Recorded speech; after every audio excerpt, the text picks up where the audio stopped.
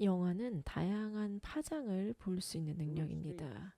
이는 여러분의 일반적인 눈에 추가되는 특별한 눈입니다. 이 눈에는 특별한 점이 없습니다. 이 눈을 활성화하기 위해 특별히 할 일이 없습니다. 중요한 것은 마음의 청정함입니다. 외도들, 도교나 기공 수련자들, 태극권을 연마하는 사람들과 같은 비불교 수행자들은 자신들의 수행법이 더 많은 것을 보고 더 많은 능력을 갖추게 한다고 주장합니다. 그리고 그런 능력을 개발할 수 있음을 증명하기 위해서 수행을 홍보합니다. 저는 그런 사람들을 많이 만나봤습니다. 그들 중 상당수는 그 능력을 자랑스러워합니다. 많은 사람들이 다가와서 저에게 특별한 능력을 개발하는 법을 가르쳐 주겠다고 했습니다. 그들은 우리 수행을 하면 이런 특별한 능력을 가질 수 있다고 주장하며 자신들이 타인의 마음을 읽거나 과거를 알 수 있다고 선전합니다. 반면에 제가 수행하는 대승불교에서는 이런 특별한 능력에 대해서 아무도 이야기하지 않습니다. 우리는 그저 그것에 대해서 말하지 않습니다. 외도들의 수행법이 사람들을 유혹한 이유는 이런 특별한 능력을 미끼로 내세우기 때문입니다. 하지만 대승불교에서는 이런 능력을 그렇게 중요하게 여기지 않습니다.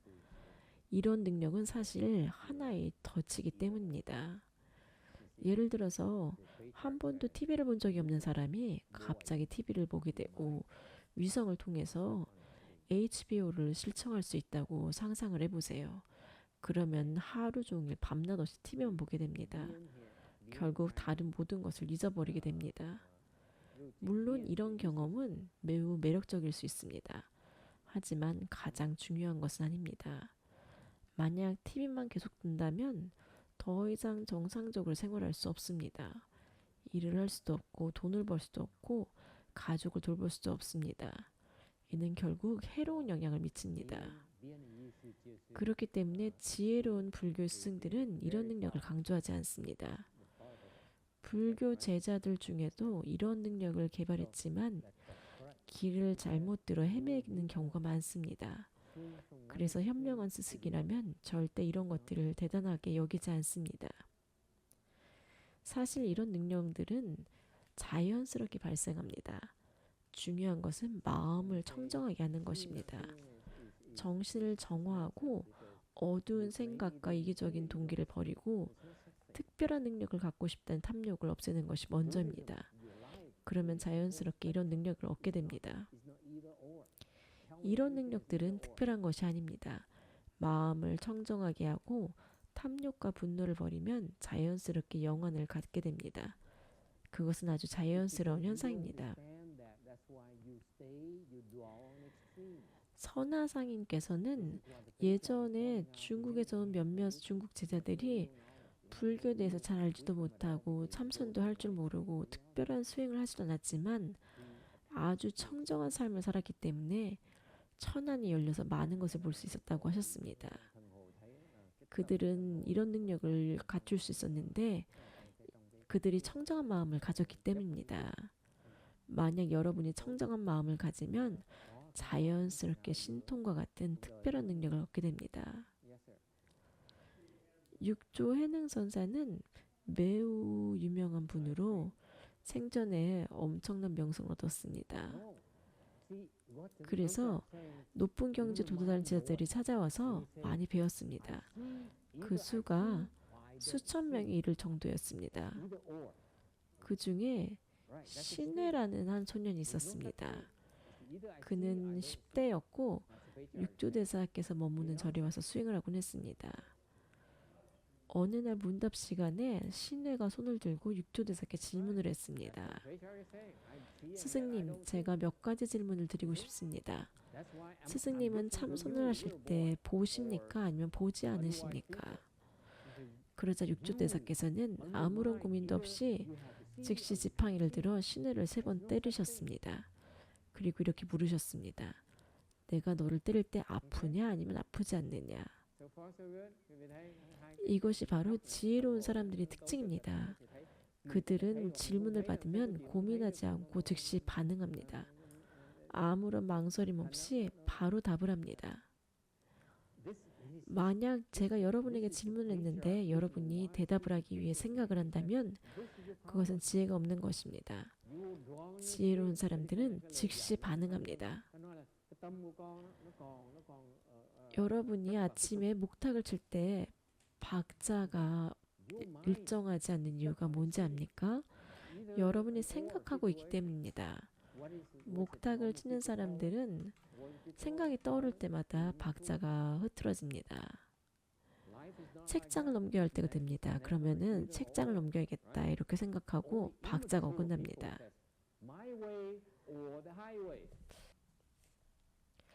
6조 회능계사께서 지팡이를 들어 시내를 3번 때리고 물으셨습니다. 아프냐 아프지 않느냐. 그러자 시내가 대답했습니다. 아프기도 하고 아프지 않기도 합니다. 그러자 육조대사께서 말씀하셨습니다. 그러면 나는 보면서도 보지 않는다고 할 수 있겠구나. 그러자 시내가 다시 물었습니다. 어떻게 보면서도 보지 않을 수 있습니까? 육조대사께서 말씀하셨습니다. 내가 보는 것은 나 자신의 허물과 잘못이다. 그러나 내가 보지 않는 것은 다른 사람의 옳고 그름, 선과 악이다. 그러므로 나는 보면서도 보지 않는다고 말할 수 있다.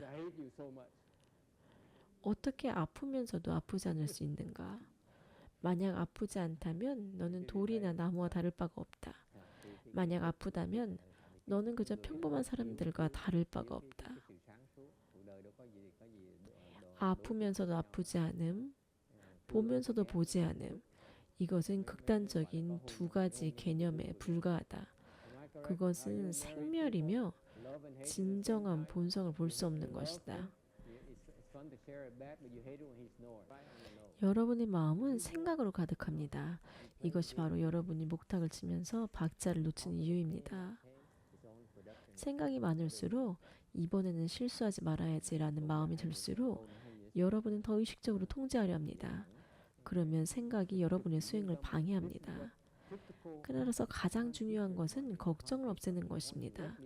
걱정은 여러분을 방해하는 주된 원인입니다. 여러분이 박자를 놓치는 것은 바로 걱정 때문입니다. 바로 그 걱정이 다른 생각을 방해합니다. 그 걱정이 여러분의 마음을 방해합니다. 지혜로운 사람들은 생각하지 않고 행동할 수 있습니다. 지혜로운 사람들은 걱정하지 않기 때문입니다. 반대로 어리석은 사람들은 걱정합니다.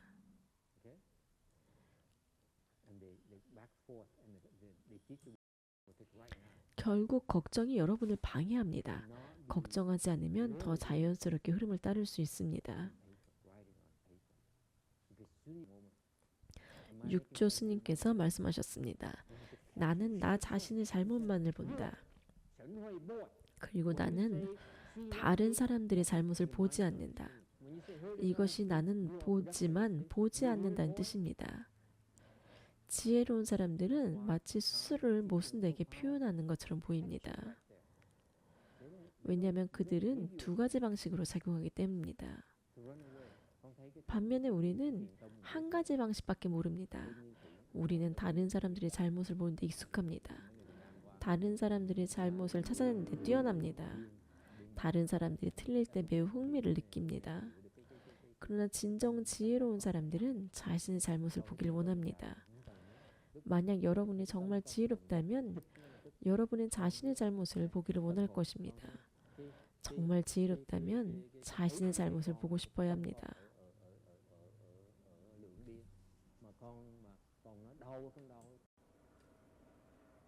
여러분이 자신의 잘못을 보고 싶어 하지 않고 자신의 잘못을 듣고 싶어 하지 않는다면 지혜가 없는 것입니다.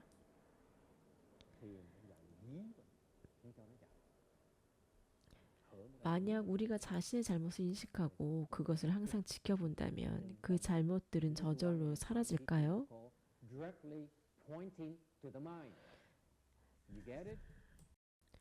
자신의 실수를 보는 것은 모욕적입니다. 누군가가 저를 비판하면 저는 기분이 좋지 않습니다. 비판을 받을 때 여러분은 그것을 싫어합니다. 그것이 여러분의 첫 번째 반응입니다. 자신의 잘못을 보는 것은 모욕적입니다. 괴롭고 불쾌합니다. 기분이 상하고 나쁩니다. 얼마나 여러분은 자신의 잘못을 봅니까? 가능한 적게 봅니다. 여러분은 그것을 피하려고 합니다. 사람들은 자신의 잘못을 보는 것을 두려워합니다. 그래서 그들은 지혜로지 못합니다. 여러분이 자신의 잘못을 보려고 할 때는 괜찮습니다. 하지만 문제는 자신의 잘못을 보려고 하지 않을 때입니다. 그런데 사람들이 자신의 잘못을 지적하면 너무 짜증납니다. 누가 물어봤나요?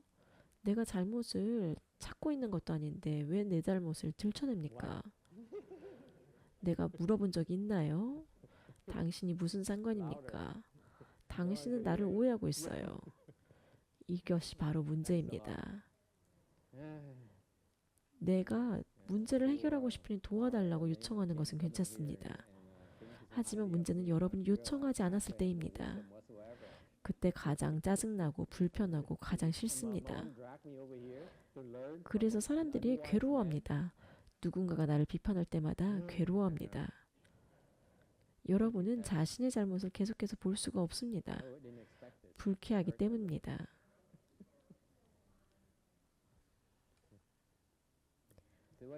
그러면 자신의 잘못은 언제 사라집니까? 오직 여러분이 그것을 원하지 않을 때만 사라집니다. 계속 스스로를 변명하면 어떻게 됩니까? 난 이해가 안 돼. 사람들이 왜 날 싫어하지? 그것은 자신을 부정하는 것입니다. 문제가 없다고 하면 해결할 수 없습니다. 여러분이 문제를 보고도 계속해서 부정하면 그 문제는 절대 해결되지 않습니다. 오직 한 가지 방법만 있습니다. 그 문제가 진짜 문제라고 인정하고 그 문제가 정말 싫다고 결심하는 순간 그때서야 비로소 사라집니다. 대부분의 사람들은 비판을 받을 때 어떻게 반응합니까? 그들은 방어적으로 변합니다. 문제를 부정하지 않으면 해결될 것입니다. 하지만 계속해서 문제를 부정하고 인정하지 않으면 그 문제는 결코 해결될 수가 없습니다. 방어적인 태도는 부정의 한 가지 형태입니다. 지혜로운 사람들은 다른 사람들의 결점을 보는 대신에 자신의 결점을 봅니다.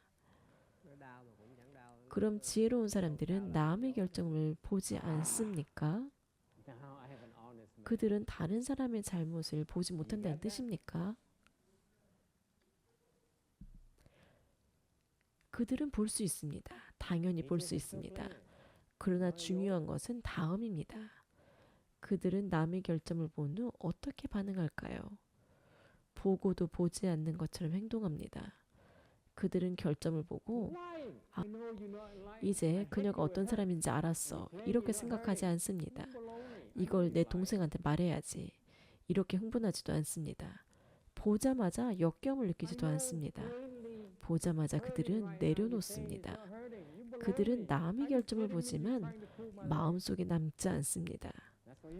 역겹다고 기억하지 않습니다. 이것이 바로 지혜로운 사람들의 특징입니다. 그들은 절대 얼굴을 찡그리지 않습니다. 어떤 것도 그들을 방해하지 않습니다. 그들은 세상에서 가장 추악한 것, 가장 혐오스러운 것도 볼 수 있습니다. 하지만 그럼에도 불구하고 그들은 영향을 받지 않습니다. 그들은 반응하지 않습니다. 그들은 그것을 유지하지 않습니다. 그것이 인상이 남지 않습니다. 그것이 바로 보고도 보지 않는다는 의미입니다. 보지 않는다는 의미의 또 다른 측면입니다. 그들은 그것에 영향을 받지 않으며 그것에 괴로워하지 않습니다. 그들은 그것을 보고 내려놓습니다. 반면에 우리는 그것을 보고 괴롭습니다. 우리는 판단을 내립니다. 무언가를 보자마자 사람들을 판단합니다. 이것은 매우 지혜롭지 않은 반응입니다. 지혜로운 사람들은 자신을 비판하는 것을 받아들일 준비가 되어 있습니다. 그들은 비판받는 것을 감사하게 생각합니다. 그들은 방어하지 않습니다. 자신을 정당화하지 않습니다. 그것이 바로 깊은 선의 방법입니다. 한 번 비판을 받으면, 오해를 받으면 그땐 침묵하세요. 한마디도 하지 마세요. 자신을 정당화하지 마세요. 설명하지 마세요. 그냥 받아들이세요. 그 순간이 선입니다. 사람들이 당신을 비판하고 비난하고 오해할 때 침묵하세요. 그것을 받아들이세요.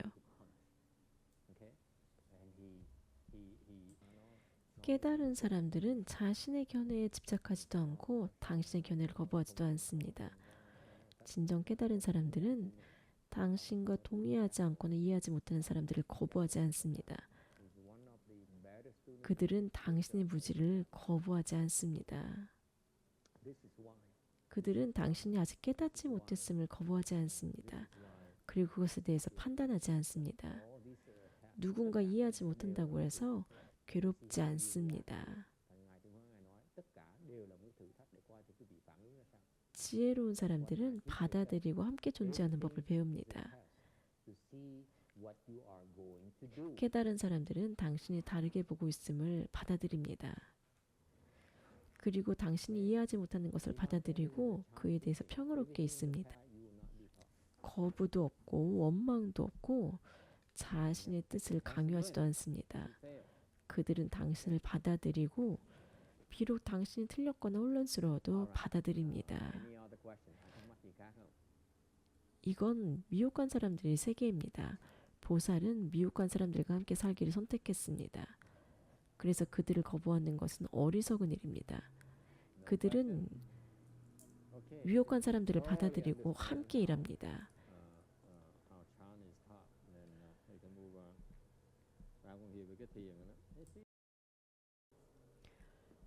보살들은 비난하지 않습니다. 이미 100번이나 설명했는데 아직도 이해 못하나? 언제 알게 되는 것이야? 이렇게 말하지 않습니다. 시도하고 또 시도하면서 내 잘못이다. 그들이 이해하지 못한다. 다음엔 다른 방법을 써야겠다. 이렇게 생각합니다. 그런 식으로 괴로워하지 않습니다. 그렇게 해서 당신은 성장합니다. 더 많이 시도할수록 더 지혜로워지기 때문입니다. 그들을 거부하지 않는 이유는 이해하지 못한 사람들이 사실은 자신이 더 지혜로워지도록 돕기 때문입니다.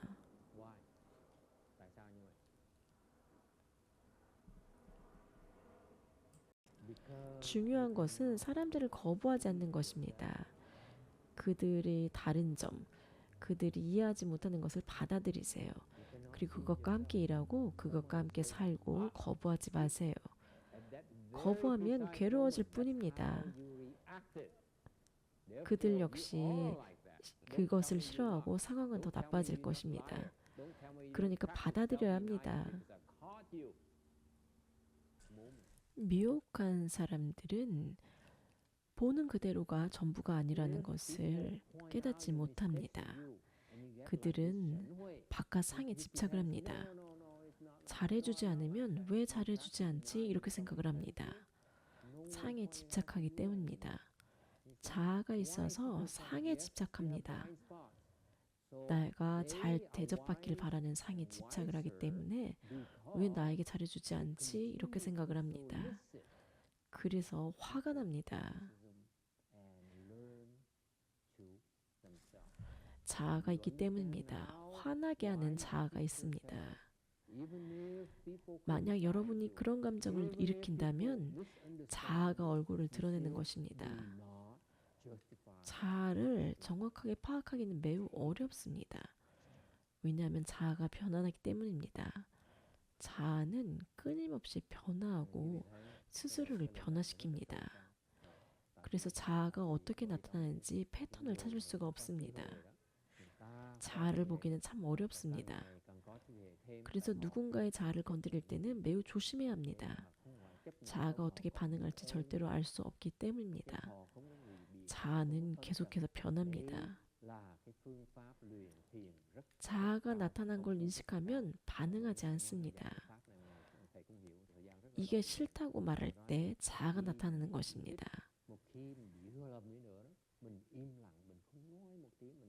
여러분은 이 자아가 바로 가장 큰 적이라는 사실을 깨닫지 못합니다.